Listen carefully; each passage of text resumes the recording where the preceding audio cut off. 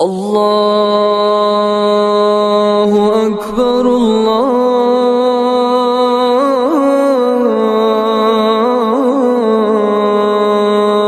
اکبر۔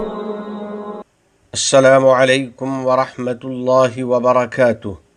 برادران ملت ایمانیہ، میرے عزیز دوستو، اللہ تبارک و تعالی ہر معاملے میں اعتدال اور میانہ روی کو پسند کرتا ہے، چنانچہ وہ بندے کو اس کی وسعت کے مطابق ذمہ داری دیتا ہے اور وہ کسی کو بھی اس کی طاقت سے زیادہ کا مکلف نہیں بناتا۔ چنانچہ خدائے عز و جل کا ارشاد ہے، لا یکلف اللہ نفسا الا وسعها۔ اللہ تعالیٰ کسی بھی شخص کو اس کی وسعت سے زیادہ ذمہ داری نہیں سونپتا، یعنی اس نے بندے کو محض انہی کاموں کا مکلف بنایا ہے جن کو وہ بلا کسی حرج اور تنگی کے پورا کرنے کی طاقت رکھتے ہیں، اور یقیناً یہ اللہ سبحانہ و تعالیٰ کی ہم پر عنایت و مہربانی ہے اور یہ اس کے احسان و کرم کا ثمرہ ہے۔ بلا شبہ اللہ سبحانہ و تعالیٰ اپنے بندوں پر بڑا رحیم ہے اور وہ اپنی مخلوق پر انتہائی مہربان ہے۔ وہ ان پر کرم کرتا ہے اور ان کے دینی معاملات میں آسانی فرماتا ہے، چنانچہ اس کا فرمان ہے، یرید اللہ بکم الیسر ولا یرید بکم العسر۔ اللہ تعالیٰ کو تمہارے ساتھ آسانی کرنا منظور ہے اور تمہارے ساتھ دشواری منظور نہیں۔ ایک دوسری آیت کریمہ میں ارشاد ہے، یرید اللہ ان یخفف عنکم۔ اللہ تعالیٰ چاہتا ہے کہ تمہارے ساتھ آسانی کا معاملہ کرے، اسی لیے رب ارحم الراحمین تم کو انہی کاموں کا مکلف بناتا ہے جن کی تم طاقت رکھتے ہو، اور تم کو انہی چیزوں کا حکم دیتا ہے جن کو تم پورا کرنے کی استطاعت رکھتے ہو۔ چنانچہ نبی کریم صاحب خلق عظیم صلی اللہ علیہ وسلم کا فرمان ہے، علیکم ما تطیقون من الاعمال۔ تم پر وہی عمل لازم ہے جن کو تم کرنے کی طاقت رکھتے ہو۔ آپ صلی اللہ علیہ وسلم کا یہ معمول مبارک تھا کہ آپ کو جب بھی دو کاموں میں سے کسی ایک کو اختیار کرنا ہوتا تو ان میں سے آسان ہی کو اختیار کرتے تھے، بشرطے کہ وہ گناہ کا کام نہ ہوتا۔ الغرض مومن بندہ اپنے رب کی اطاعت و عبادت میں نہ تو غلو اور تشدد اختیار کرتا ہے کہ پھر اس پر ثابت قدم نہ رہ سکے اور اس پر ہمیشگی کرنے سے عاجز ہو جائے، اسی طرح نہ اس میں کوتاہی اور تساہلی برتتا ہے کہ اسے ضائع کر دے اور اس سے غافل ہو جائے۔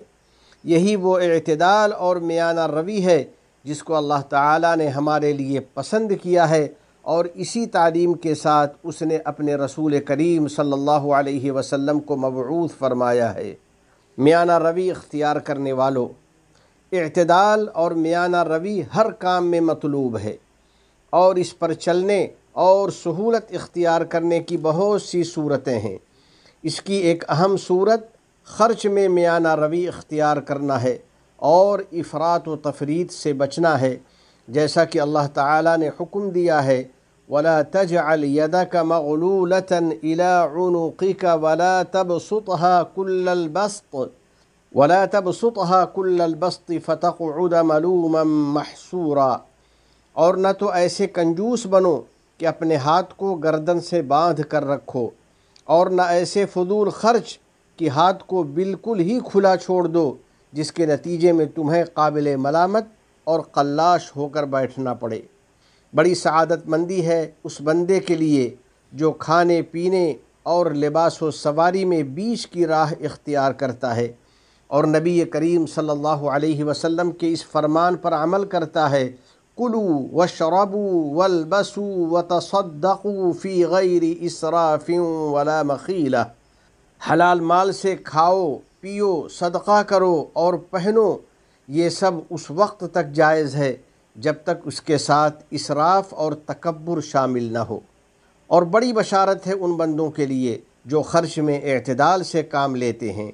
ایسے لوگ خدائے رحمان کے خاص بندے ہیں جن کی باری تعالیٰ نے اس طرح تعریف و توصیف کی ہے، والذین اذا انفقوا لم یسرفوا ولم یقتروا وَكَانَ بَيْنَ ذَلِكَ قَوَامًا، اور وہ ایسے بندے ہیں کہ جب خرچ کرتے ہیں تو نہ فضول خرچی کرتے ہیں اور نہ ہی بخل سے کام لیتے ہیں، بلکہ ان کا طریقہ اس افراط اور تفریط کے درمیان اعتدال کا طریقہ ہے، یعنی وہ اعتدال اور میانہ روی کے ساتھ خرچ کرتے ہیں۔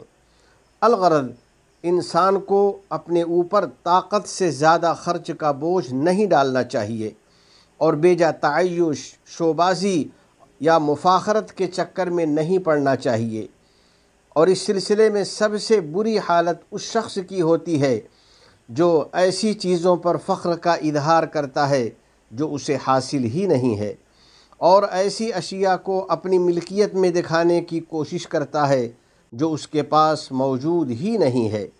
ایسے شخص کے بارے میں رسول اکرم صلی اللہ علیہ وسلم کا فرمان ہے، المتشبع بما لم يعط كلابس ثوبي زور، غیر حاصل شدہ چیزوں پر فخر کرنے والا یعنی جھوٹی بڑائی دکھانے والا اس شخص کی طرح ہے جو فریب اور گناہ کا پوشاک پہننے والا ہے۔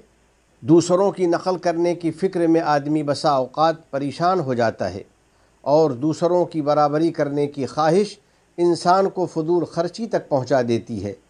چنانچہ ایسے آدمی کو دوسروں کی جو چیز بھی پسند آ گئی یا جس چیز کی خواہش اس کے دل میں پیدا ہو گئی تو اس کو خریدے بغیر نہیں مانتا، چاہے اس کے لیے ادھار لینا پڑ جائے۔ میرے بھائیو، اب آپ ہی فیصلہ کریں کہ یہ آدمی بہتر ہے یا ایسا بندہ جو اپنی بنیادی ضرورتوں کو ترجیح دیتا ہے اور اپنی مالی حیثیت کے مطابق خرچ کرتا ہے، پس وہ راحت و آرام میں ہوتا ہے اور قلبی اطمینان اور ذہنی سکون کے ساتھ زندگی گزارتا ہے۔ ہم اللہ تعالیٰ سے دعا کرتے ہیں کہ وہ ہمیں میانہ روی اور اعتدال کی توفیق عطا فرمائے اور تمام اقوال و افعال میں راحت و سہولت اختیار کرنے کی توفیق عطا فرمائے۔ نیز ہم سب کو اپنی اور اپنے نبی محمد عربی صلی اللہ علیہ وسلم کی مکمل اطاعت پر چلا دے اور ان کی بھی اطاعت کی توفیق دے دے جن کی اطاعت کا اس نے حکم دیا ہے۔ برادران اسلام، میرے نمازی بھائیوں، یقیناً وہ فیملی بہت خوش نصیب ہوتی ہے اور وہ عورت بہت بابرکت ہوتی ہے جو بیجا اخراجات سے بچتی ہے اور اعتدال، سادگی اور سہولت پر عمل پیرا رہتی ہے۔ رسول کریم صلی اللہ علیہ وسلم کا فرمان ہے، من یمن المرأة تیسیر خطبتها و تیسیر صداقها، عورت کی برکت میں سے یہ بھی ہے کہ اس سے منگنی میں آسانی ہو اور اس کے مہر میں آسانی ہو۔ چنانچہ جب شادی سہولت اور سادگی کے ساتھ ہوتی ہے تو وہ خاندان کے لیے خیر و برکت اور دائمی الفت و محبت کا ذریعہ ہوتی ہے۔ پس فیملی کے لوگوں پر لازم ہے کہ وہ سہولت کو اپنی زندگی کا اصول بنائیں اور اعتدال کو اپنا منہج حیات بنائیں، اور جن لوگوں کو اللہ تعالیٰ نے وسعت دی ہے ان کو اپنے بال بچوں پر اعتدال سے خرچ کرنا چاہیے اور فضول خرچی اور کنجوسی دونوں سے بچنا چاہیے۔ اللہ رب العزت کا ارشاد ہے، وَمَنْ قُدِرَ عَلَيْهِ رِزْقُهُ فَلْيُنْفِقْ مِمَّا آتَاهُ اللَّهُ لَا يُكَلِّفُ اللَّهُ نَفْسًا إِلَّا مَا آتَاهَا، اور جس شخص کا رزق تنگ کر دیا گیا ہو تو جو کچھ اللہ نے اس کو دیا ہے وہ اسی میں سے خرچ کرے۔ اللہ تعالیٰ نے کسی کو جتنا دیا ہے اس پر اس سے زیادہ کا بوجھ نہیں ڈالتا۔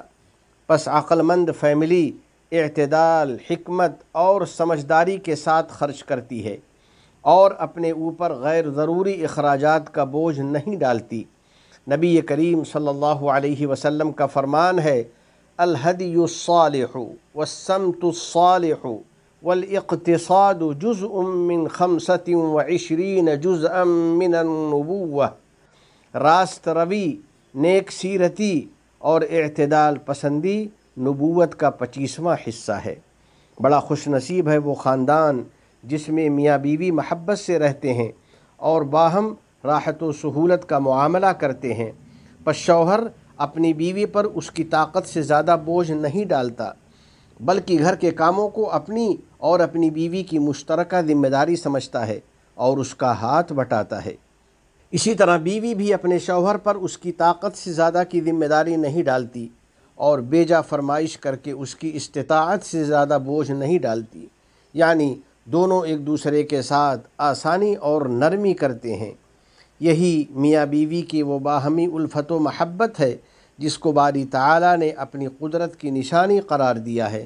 چنانچہ خدائے اصدق القائلین کا فرمان ہے، وَمِنْ آيَاتِهِ أَنْ خَلَقَ لَكُم مِّنْ أَنفُسِكُمْ أَزْوَاجًا لِتَسْكُنُوا إِلَيْهَا وَجَعَلَ بَيْنَكُم مَّوَدَّةً وَرَحْمَةً إِنَّ فِي ذَلِكَ لَآيَاتٍ لِقَوْمٍ يَتَفَكَّرُونَ۔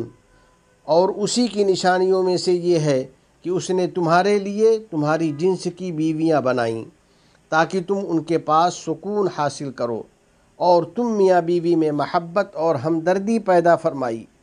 اس میں ان لوگوں کے لیے نشانیاں ہیں جو غور و فکر سے کام لیتے ہیں۔ ایسا گھرانہ بڑا عقل مند ہوتا ہے جو اپنے اخراجات میں میانہ روی اختیار کرتا ہے اور اپنے تمام معاملات میں اعتدال سے کام لیتا ہے۔ اس طرح وہ اپنی باہمی الفت اور مضبوط تعلق کو قائم و دائم رکھتا ہے، اور وہ قرض کے چکر اور اس کے جال میں نہیں پھنستا جس میں داخل ہونے سے نبی رحمت للعالمین صلی اللہ علیہ وسلم نے ہمیں آگاہ فرمایا ہے۔ چنانچہ ارشاد ہے، لا تخیفوا انفسکم بعد امنها، امن و اطمینان کے بعد اپنے آپ کو خوف میں مبتلا مت کرو۔